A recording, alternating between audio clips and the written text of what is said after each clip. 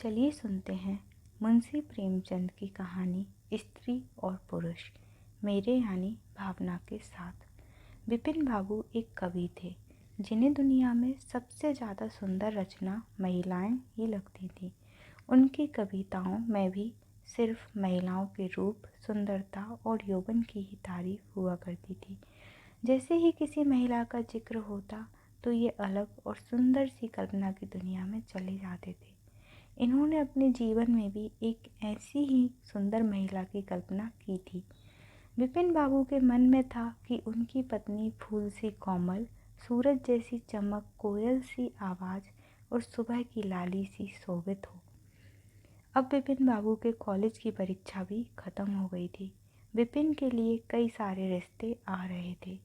एक दिन विपिन के मामा ने उसकी शादी भी तय कर दी।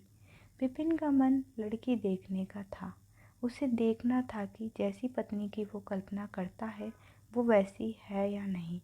विपिन के मामा से अपनी होने वाली पत्नी को देखने का निवेदन किया, लेकिन मामा ने उसे कहा कि वो बहुत ही सुंदर है, उन्होंने उसे खुद देखा है। मामा की बातों पर भरोसा करके विपिन ने शादी के लिए हाँ कर दी। शादी का दिन भी आ गया। मंडप के पास बैठा विपिन अपनी पत्नी को देखने के लिए उतावला था। होने वाली पत्नी को उसने गहनों से सजा हुआ देखा। चेहरे पर घूंघट, हाथों और पैरों की सुंदर उंगलियां देखकर उसके मन को थोड़ी राहत मिली।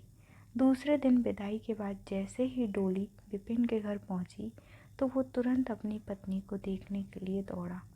तब उसकी पत्नी पालकी से बाहर घूंघट उठाकर देख रही थी। जैसे ही विपिन की निगाहें उस पर पड़ीं, उसे बहुत दुख हुआ। विपिन ने जैसी पत्नी के सपने देखे थे वो बिल्कुल भी वैसी नहीं थी।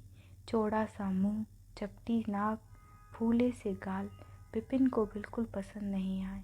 रंग भले ही उजला था, लेकिन उसके अलावा विपिन के सपनों की दुल्हन से वो एकदम अलग थी। विपिन की सारी खुशी गुम हो गई। उसे मामा पर काफ़ी गुस्सा आया, जिन्होंने लड़की की तारीफों के पुल बांधे थे। सबसे पहले उसने मामा से लड़ाई की, उसके बाद ससुराल वालों से और फिर अपने घर वालों से। विपिन के मन में हुआ कि इस महिला के साथ किस तरह से पूरा जीवन बिताऊंगा। इसके साथ पूरा जीवन मुझे कांटों भरा लगेगा। मैं सोच भी नहीं सकता कि ऐसी महिला से मेरी शादी हो गई है। मेरे क्या ख्वाब थे और क्या हो गया। भगवान को मेरे साथ ही ऐसा करना था। फिर उसके मन में हुआ कि शादी मैंने ज़बरदस्ती तो की नहीं थी। अब इस लड़की को क्या पता कि पत्नी को लेकर मेरे क्या सपने थे, इसमें इसका क्या दोष है। इस सोच के बाद भी विपिन का दिल उसे स्वीकार करने को तैयार नहीं था। वो घंटों श्रृंगार करती थी, अपने बाल संवारती थी, लेकिन विपिन के मन को बिल्कुल भी नहीं भाती। विपिन हरदम उससे दूर भागता था और उसकी पत्नी पूरे भाव के साथ उसकी सेवा करना चाहती थी। होते होते विपिन घर में पल भर भी नहीं टिकता था। जब भी विपिन की पत्नी आशा उससे कुछ बात करने की कोशिश करती तो उसे दो खरी खोटी सुना देता। विपिन रोज़ दोस्तों के साथ बाहर जाता और पत्नी घर में उसका इंतज़ार करती रह जाती। काफ़ी दिनों के बाद जब विपिन घर खाना खाने के लिए आया तो आशा ने कहा कि आप मेरी वजह से घर में रहना ही छोड़ दोगे क्या। विपिन ने मुंह मोड़ते हुए जवाब दिया, घर में ही तो रहता हूँ, बस आजकल नौकरी ढूंढने के लिए ज़्यादा दौड़ भाग करनी पड़ रही है। आशा ने कहा, मैं खूब जानती हूँ कि आप घर में क्यों नहीं टिकते हैं। आप किसी डॉक्टर से बात करके मेरा चेहरा वैसा क्यों नहीं बना देते जैसा आप चाहते हैं। विपिन से चिढ़ते हुए कहा, क्यों तुम बेवजह फिजूल की बातें कर रही हो। तुम्हें यहाँ आने के लिए किसने कहा। उसकी पत्नी ने पूछा, जब आपको किसी चीज़ से परेशानी है तो इसका इलाज भी करना होगा ना। विपिन बोला, भगवान जिस काम को नहीं कर पाया उसे मैं कैसे कर दूंगा। गुस्से में आशा कहने लगी, इसके बारे में आपको सोचना चाहिए कि भगवान ने जो किया है उसके लिए मुझे सज़ा क्यों मिले। हर तरह की सूरत वाले लोग दुनिया में हैं, लेकिन उनके पति ऐसा व्यवहार उनसे नहीं करते। विपिन ने झल्लाते हुए जवाब दिया कि क्यों मैं तुमसे कोई गलत व्यवहार करता हूँ। क्या कभी मैंने तुमसे लड़ाई की है। तुम ही मेरे सामने आकर मुझसे बहस करने लगती हो। ये सब सुनकर आशा वापस चली गई। उसे लगा कि इन्होंने मेरे प्रति अपना दिल पत्थर का बना लिया है। अब ये मेरी एक नहीं सुनेंगे। इधर विपिन का ऐसा रवैया देखते देखते आशा बीमार हो गई। वो अपनी ज़िंदगी से निराश थी। उधर बीमार आशा को देखने विपिन एक बार भी नहीं गया। उसके मन में था कि इसे कुछ हो जाए तो इस बार अपनी पसंद की लड़की से शादी कर लूँगा। अब तो विपिन को और भी छूट मिल गई थी। पहले कभी कभी आशा रोकती टोकती और बाहर जाने की वजह पूछ लेती, लेकिन अब विपिन पूरी तरह आज़ाद था।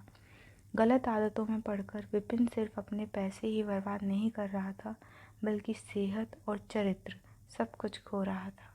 होते होते विपिन का पूरा शरीर पीला और कमज़ोर पड़ने लगा। शरीर में सिर्फ हड्डियां ही नजर आ रही थी और आंखों के आसपास काले घेरे व गड्ढे पड़ गए थे। अपने चेहरे को देखकर रोज विपिन उसे संवारने की कोशिश करता, लेकिन कुछ हो नहीं पाता। एक दिन महीनों से बीमार पड़ी आशा बरामदे के पास चारपाई पर लेटी थी। उसने विपिन को काफ़ी समय से नहीं देखा था, इसलिए किसी से विपिन को बुलावा भेजा। आशा के मन में था कि बुलावा तो भेज दिया है, लेकिन वो आएंगे नहीं। आशा का बुलावा मिलने पर आज विपिन पहले की तरह झल्लाया नहीं। वो बिना संकोच किए आज आशा के पास जाकर खड़ा हो गया। जैसे ही आशा ने उसे देखा तो हैरान हो गई। उसने पूछा, क्या आप बीमार हैं? बहुत दुबले हो गए हैं और पहचान में भी नहीं आ रहे हैं। विपिन ने कहा, जिंदा रहकर भी अब क्या करना है? आशा ने नाराज होते हुए विपिन का हाथ पकड़कर चारपाई पर बैठा दिया और बोली, दवाई क्यों नहीं कराते? आज आशा के इस तरह उसे खींचने पर विपिन नाराज नहीं हुआ। उसके व्यवहार में वो कड़वाहट नहीं थी।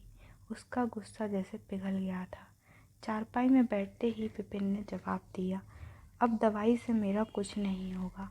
मौत ही मुझे अपने साथ लेकर जाएगी।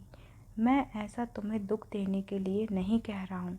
मैं भयंकर रोग से ग्रस्त हूँ और अब मैं बच नहीं सकता। इतना कहते ही विपिन चारपाई पर बेहोश होकर गिर गया। उसका पूरा शरीर कांपने लगा और पसीना पसीना हो गया। विपिन की यह हालत देखकर महीनों से बीमार पड़ी आशा झट से बिस्तर से उठ गई। वो पानी लाकर विपिन के चेहरे पर मारने लगी, लेकिन उसे होश नहीं आया। शाम तक विपिन का मुंह टेढ़ा हो गया और शरीर में कोई हरकत नहीं थी। यह लकवा था जिसकी चपेट में विपिन आ गया था। इस रोग में बीमार आशा ने विपिन की खूब सेवा की। लगातार 15 दिन तक विपिन की स्थिति नाजुक बनी रही। दिन रात एक करके आशा द्वारा की गई मेहनत रंग लाने लगी। विपिन की हालत कुछ संभली, लेकिन अभी भी आशा अपनी गोद में सुलाकर ही विपिन को दवाई पिलाती और खाना खिलाती थी। इन सब में वो अपनी तबीयत को जैसे भूल ही गई थी। शरीर बुखार से तपता था, लेकिन उसे विपिन की स्थिति के सामने खुद की सेहत कुछ भी नहीं लगती थी। अब विपिन के दोनों पैरों में थोड़ी ताकत आने लगी थी। होते होते 4-5 महीने में वो अपने पैरों पर खड़ा होने लगा, लेकिन उसका मुंह टेढ़ा का टेढ़ा ही रहा। उसके चेहरे पर पहले जैसी रौनक भी नहीं रही। एक दिन अपना चेहरा शीशे में देखने के बाद विपिन ने कहा कि मुझे भगवान ने अपने किए की सज़ा दी है। आशा, मैंने तुम्हें सुंदर नहीं माना और आज देखो मैं कितना कुरूप हो गया हूँ। अब तुम भी मेरे साथ वैसा ही व्यवहार करो जैसा मैं तुम्हारे साथ किया करता था। आशा ने हंसते हुए पति से कहा, आप मेरी आंखों से देखेंगे तो पता चलेगा कि आप में कोई अंतर नहीं आया है। आप पहले जैसे थे अभी भी वैसे ही हैं। विपिन बोला, अच्छा, बंदर जैसे मुंह दिख रहा है और तुम कहती हो कि कोई अंतर नहीं आया है। तुम्हें मालूम है ना, भगवान ने मुझे मेरी करनी की सज़ा दी है। सब ने खूब जतन किए, लेकिन विपिन का मुंह सीधा नहीं हो पाया। पति के पैर पर खड़े होने के कुछ समय बाद ही आशा ने घर में पूजा रखी, क्योंकि उसने भगवान से विपिन के लिए मन्नत मांगी थी। पूरे मोहल्ले के लोग विपिन के घर में जमा थे। भजन संगीत चल रहा था। तभी आशा की एक दोस्त ने उससे पूछा, अब तो तुझे अपने पति का चेहरा देखने की इच्छा नहीं होती होगी, कैसा टेढ़ा हो गया है इसका मुंह। गंभीर आवाज़ में आशा बोली, मुझे तो कुछ फ़र्क नज़र नहीं आता। उसकी दोस्त ने पलट कर कहा, चल झूठी, ऐसा थोड़ी होता है, बातें मत बना ज़्यादा। फिर आशा कहने लगी, सच कह रही हूँ, मुझे उनकी आत्मा मिली है जो उनके रूप से बढ़कर है और मैं हमेशा उनकी आत्मा को ही देखती हूँ। विपिन कमरे में दोस्तों के साथ बैठा था। तभी उसके एक दोस्त ने बरामदे की तरफ खुलने वाली खिड़की खोल दी। उसने विपिन से पूछा, आज तो यहाँ कई खूबसूरत लड़की हैं, बता तुझे कौन सी अच्छी लग रही है? विपिन ने कहा, खिड़की बंद कर दो। जहाँ तक रही पसंद की बात, तो मुझे वही पसंद है जिसके हाथ में फूल की थाली है। दोस्त ने पूछा, तेरे चेहरे के साथ पसंद भी खराब हो गई है क्या? मुझे तो वो दूसरों से कम खूबसूरत लगती है। विपिन बोला, मैं उसकी आत्मा को देख रहा हूँ, वो हर किसी की सूरत से ज़्यादा सुंदर है। तब उसने पूछा, अच्छा यही तुम्हारी पत्नी है क्या? विपिन ने कहा, हाँ बिल्कुल, यही तो देवी तुल्य महिला है। व्यक्ति की बाहरी सुंदरता नहीं बल्कि मन की सुंदरता देखनी चाहिए।